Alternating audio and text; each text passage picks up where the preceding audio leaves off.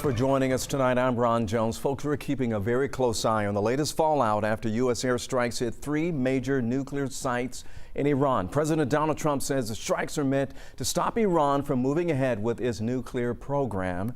And protests are underway all across the country in response to those strikes on Iranian soil. In Washington, D.C., anti-war protesters gathering in the shadow of the White House, waving signs and chanting "No war on Iran." And right here in metro Atlanta, protesters are also speaking out. They said they're really worried about the U.S. getting pulled into the conflict between Israel and Iran. 11 Alive's Gilad Malamed is live in downtown Atlanta. So Gilad, what is happening there right now?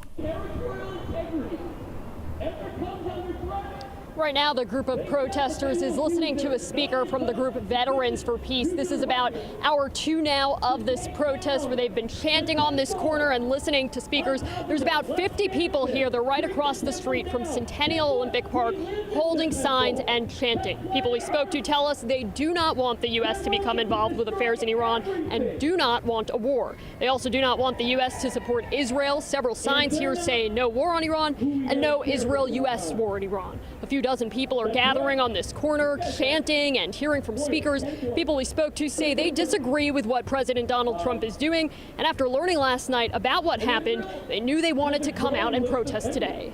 This does not represent what I feel at all. I have love for the Middle East and the people that live there, and I don't wish any harm against them, especially not from the government that supposedly represents me. And that's why I'm out here, because I don't feel like this government is doing anything that represents me, and I want my voice to be heard.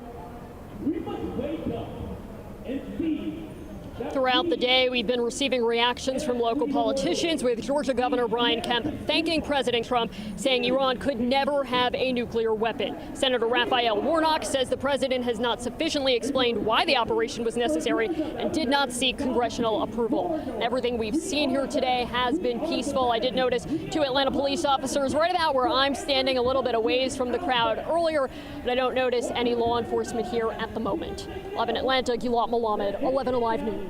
All right, Gilad, thanks a lot for the update. We'll talk to you later on this evening.